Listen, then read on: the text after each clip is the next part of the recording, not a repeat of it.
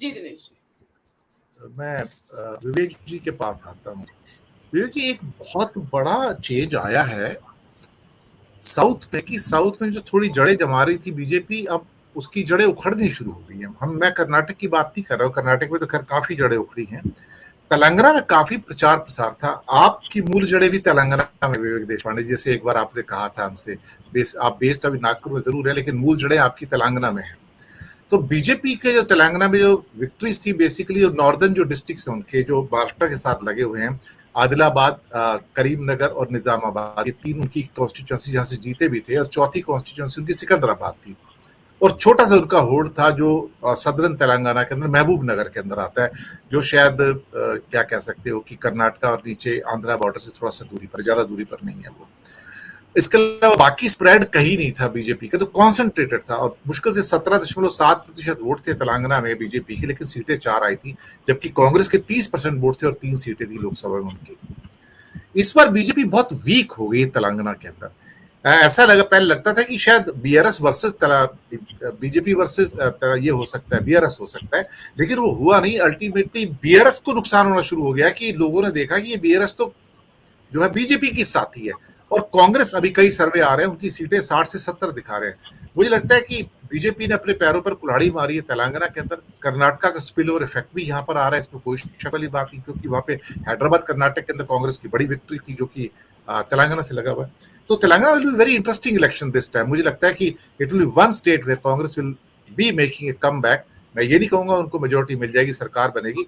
Probably they will be very near to that one. एक neck to neck fight है sir वहां पे। विवेक जी। जी दिनेश जी, मैंने अपने पहले निवेदन में जो कहा उसमें माफ कीजिए, मैं तेलंगाना का मेंशन नहीं किया। वो तेलंगाना का मेंशन बहुत इम्पोर्टेंट है।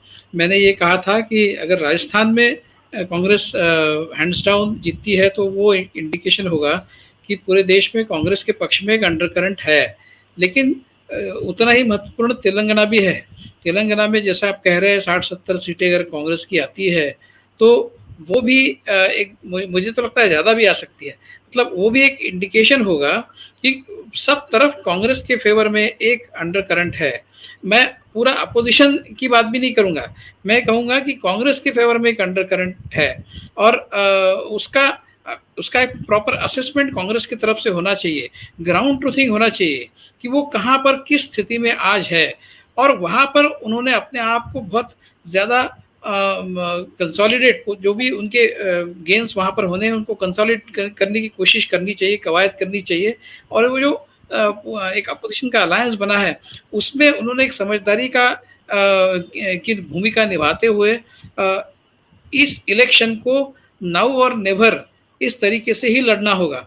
हम बिल्कुल अभी इस बात का कोई चांस किसी को मोदी जी को देना नहीं चाहिए कि वो तीसरी बार प्रधानमंत्री बन के आए, नहीं तो इस देश का कोई फ्यूचर जो है वो बहुत ही अंधकार में है, ऐसा मैं कहूँगा। जहाँ तक देखिए, एक सबसे इम्पोर्टेंट फैक्टर मुझे लगता है पूरे 2024 के इलेक्शन में बीजेपी का जो इंटरनल डायनामिक्स है, मुझसे पहले जिन्होंने बात की सबने इसके ऊपर प्रकाश डाला है। बीजेपी का जो इंटरनल डायनामिक्स है वो बहुत महत्वपूर्ण है। उसके बारे में हम लोग बहुत ज़्यादा जानते नहीं है, हम समझते नहीं है। लेकिन ये बिल्कुल हो सकता है कि बीजेपी के अंदर ही एक इम्प्लोजन हो जाए, क्योंकि बीजेपी में ऐसा नहीं है कि बीजेपी आज जिस स्थिति में है वो मोदी जी की वजह से। मतलब ठीक है 2014-2019 में जो सक्सेस मिला, लेकिन 2014 में जो सक्सेस बीजेपी को मिला है वो मोदी जी की वजह से मिला है, ऐसा मानने का कोई कारण नहीं। मोदी जी एक फैक्टर थे, एक तात्कालिक फैक्टर थे, लेकिन उस स्थिति में बीजेपी को जिन लोगों ने लाया, देखिए सुमित्रा महाजन ये इंदौर से 8 बार या 9 बार मुझे याद नहीं एमपी रही है, 80 के दशक से एमपी है। तब क्या मोदी जी थे? मोदी जी तो भिक्षा मांग रहे थे उस समय। तो उनको जो वो इतनी बार लगातार जो चुन के आई है, तो क्या मोदी मैजिक था उस समय? रमन सिंह 3 बार चुन के आए, क्या मोदी मैजिक से चुन के आए? शिवराज सिंह चौहान मोदी के समकक्ष है, वो उनके साथ में 3 बार वो मध्य प्रदेश के मुख्यमंत्री रहे, तो क्या वो मोदी जी की जो आभा है उससे उनको रोशनी मिली है? बीजेपी ऐसे कई लोग बीजेपी में हैं जो अपने बलबूते पे जिन्होंने अपनी साख बनाई है, उस समय मोदी जी कहीं भी नहीं थे। तो ऐसे सारे लोगों को अगर आप दरकिनार करते हैं तो संघ किस दृष्टि से सारे प्रकरण को देखता है? संघ क्या सोच रहा है? क्या आप तो हमेशा कहते हैं कि संगठन महत्वपूर्ण है, व्यक्ति महत्वपूर्ण नहीं है। फिर आपने ये कैसे होने दिया?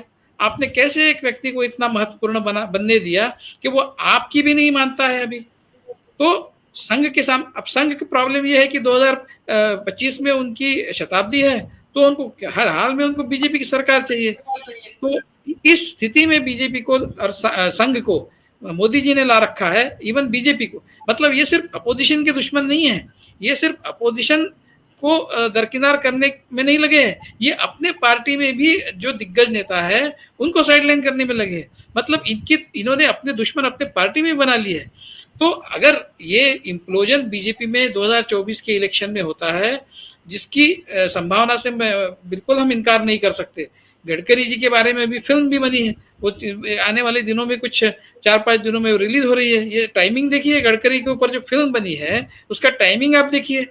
और मैं आपको बताऊं, एक इंटरेस्टिंग बात यह है कि जिसने वो जो स्क्रिप्ट राइटर उसका डायरेक्टर है वो मेरा भांजा है, मेरी फर्स्ट कजिन का बेटा है।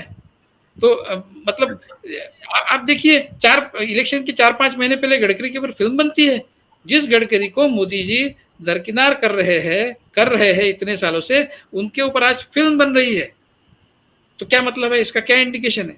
इंडिकेशन तो ये है कि ये है हमारी अल्टरनेटिव, जो हमारी व्यवस्था है वो ये है। आप ये मत समझिए कि आप ही अकेले हैं। कहीं ना कहीं मोदी जी को अंदर से भी मैसेजिंग हो रहा है। अब किस तरह से बीजेपी का अंदर का डायनामिक्स के क्या करवट लेता है, क्या खेल होता है बीजेपी के अंदर, ये हमें पता नहीं। उसके बाद ही वो भी एक फैक्टर रहेगा जो मोदी जी को अफेक्ट कर सकता है 2024 के इलेक्शन में, एंटी इनकम्बेंसी के अलावा। दिनेश जी छोटी छोटी टिप्पणी लेंगे। अधीर साहब,